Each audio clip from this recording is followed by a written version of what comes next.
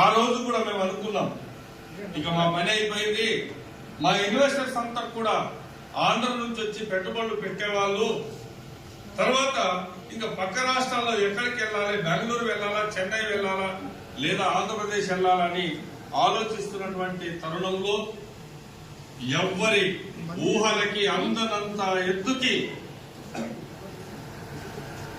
కేసీఆర్ గారు వచ్చినప్పుడు ల్యాండ్ రేట్లన్నీ కూడా మారాయి, సంస్థలన్నీ కూడా పెరిగాయి.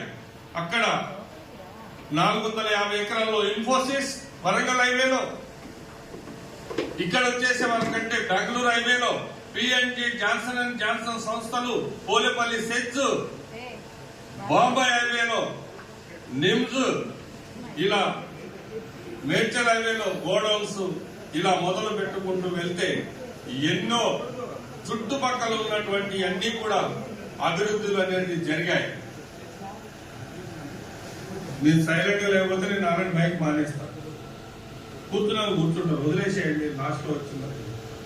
అయితే ఇలా కేసీఆర్ గారు నలుమూలల్ని అభివృద్ధి చేశాక ఏ ఊరికి ఏ మూలకి వెళ్ళినా కూడా మనకి రేట్లన్నీ కూడా 10,000, 20,000, 50,000 రూపాయలు పలుకుతున్నాయి. కొన్నటువంటి కస్టమర్ కి కోట్లు పలుకుతూ ఉన్నాయి. అయితే మళ్ళీ ఇప్పుడు రేవంత్ రెడ్డి గారి సర్కార్ వచ్చింది. ఈ సర్కార్ వచ్చాక కూడా మళ్ళీ ఏదో ఒక నలుమూలలో ఏదో ఒక మూల నుంచి వ్యాపారం అనేది మళ్ళీ స్టార్ట్ అవుతుంది. ఈ రోజు గవర్నమెంట్ కి అతీతంగా, పార్టీలకి అతీతంగా సీఎం రేవంత్ రెడ్డి గారు పెట్టినటువంటి ఒక కొత్త 4th ఫీచర్ సిటీగా డెవలప్ చేద్దాం, హైదరాబాద్, సైబరాబాద్, సికింద్రాబాదే కాకుండా 4వ నగరంగా తయారు చేద్దామని చెప్పి ఒక 4th ఫీచర్ సిటీని స్టార్ట్ చేస్తే అక్కడ నుండి డైరెక్ట్ మోడీ గారి దగ్గరికి వెళ్లి, అయ్యా మాకు బలము సరిపోవట్లేదు, ఇది హైదరాబాద్ కి ఒక కొత్త నగరాన్ని నిర్మించాలి అని అనుకున్నాం, కానీ మీరు అవకాశం ఇస్తే మీరు కూడా మాతో తోడైతే భారతదేశానికే ఫీచర్ సిటీని తీసుకొద్దాము అని తను కాంప్రమైజ్ అయ్యి మోడీని అడగడము, మోడీ గారు రెడీ, ఒక మన భారతదేశానికి ఒక మంచి జరుగుతుందంటే నేను రెడీగా ఉన్నాను అని చెప్పేసి 4th ఫీచర్ సిటీని తీసి ఈ రోజు హైదరాబాద్ లో తయారవుతున్నది. హైదరాబాద్ 4th సిటీ కాదు, భారతదేశానికే రోల్ మోడల్ గా భారత్ ఫీచర్ సిటీగా దాన్ని ఆల్రెడీ డిక్లేర్ చేయడం జరిగింది.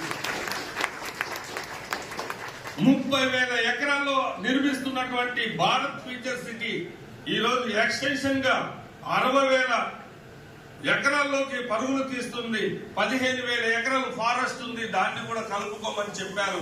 ఇంకొక 15,000 ఎకరాల్ని మళ్ళీ కలుపుతూ 60,000 ఎకరాల్లో ఒక అందమైన నగరం, ఈ నగరాన్ని ప్రపంచ దేశాల్లో పోటీ పడే విధంగా ఏదైతే మనం ప్రపంచంలో చెప్పుకుంటున్నటువంటి బుర్జ్ ఖలీఫా, దుబాయ్ లో ఉన్నటువంటి బుర్జ్ ఖలీఫాని అంత ఇది 350 అంతస్తుల్లో ఉంటే 400 అంతస్తులోకి రెడీ అవ్వబోతుంది భారత్ ఫీచర్ సిటీలో.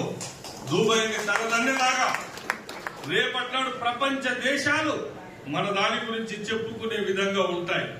మీకందరికి కూడా తెలుసు, ఆ రోజు 6 కిలోమీటర్ల విస్తీర్ణం ఉన్నటువంటి ఔటర్ రింగ్ రోడ్ అది ఈ రోజు ఇన్నర్ రింగ్ రోడ్ గా అయిపోయి ఈ రోజు మళ్ళీ మనకు ఔటర్ రింగ్ రోడ్ అనేది వచ్చింది.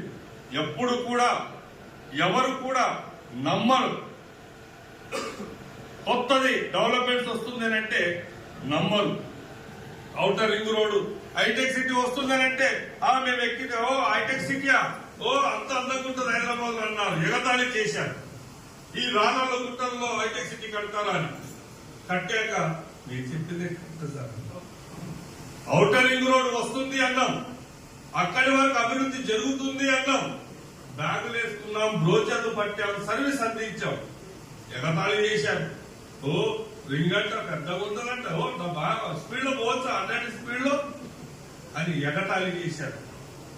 ఈరోజు ఏమంటున్నారు, మీరు చెప్పింది కరెక్ట్ సార్, రింగ్ రోడ్ వచ్చింది అంటున్నారు. కానీ ఆ రోజు నమ్మిన వాళ్ళకి ఈ రోజు కనకవర్షం కురుస్తుంది. నమ్మని వాళ్ళు ఈ సిటీ సెంటర్ ని వదిలేసి అవుట్స్కట్ లోకి వెళ్ళిపోతున్నారు. కారణం రెంట్లు కట్టలేక, లేదు అనుకుంటే ఉన్న స్థలాన్ని అమ్ముకుంటే అక్కడ ఎక్కువ వస్తుందని ఇప్పుడు బుద్ధి వచ్చి ఇలా జరుగుతా ఉంది. అయితే ఇన్నర్ రింగ్ రోడ్ మిస్ అయింది, అవుటర్ రింగ్ రోడ్ ని మిస్ అయింది, లేదా ఇన్నర్ రింగ్ రోడ్ ని క్యాచ్ చేసుకున్న వాళ్ళు, అవుటర్ రింగ్ రోడ్ ని క్యాచ్ చేసుకున్న వాళ్ళు, ఈ రోజు మిస్ అయిన వాళ్ళు, దాంట్లో సంపాదించిన వాళ్ళు కలగలిపి సంపాదించుకోవడానికి ఫైనల్ ఆప్షన్ ట్రిబుల్ ఆర్. ఇంకొక రోడ్డు వేయడానికి ల్యాండ్ లేదు, triple R regional ring road. ఈ రీజనల్ రింగ్ రోడ్ ని కూడా మిస్ చేసుకుంటే ఆ తర్వాత వాళ్ళ ఊరు వస్తుంది, సమ్మగా అక్కడికి వెళ్ళిపోవడం.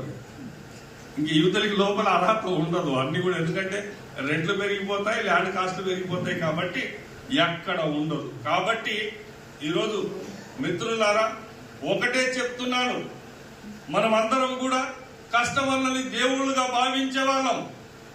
కస్టమర్ ని ఎంత కష్టమైనా ఒప్పించండి అంటున్నాను. వాళ్ళ పిల్లల భవిష్యత్తుని బాగు చేయండి అని అంటున్నాను.